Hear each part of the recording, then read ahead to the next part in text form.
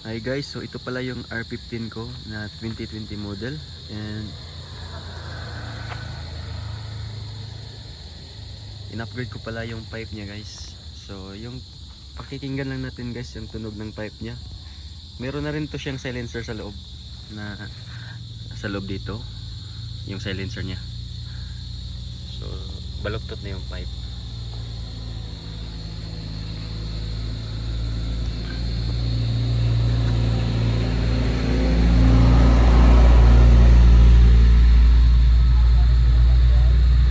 So try natin pakinggan yung tunog niya guys, na naka aftermarket na pipe at mayroong silencer.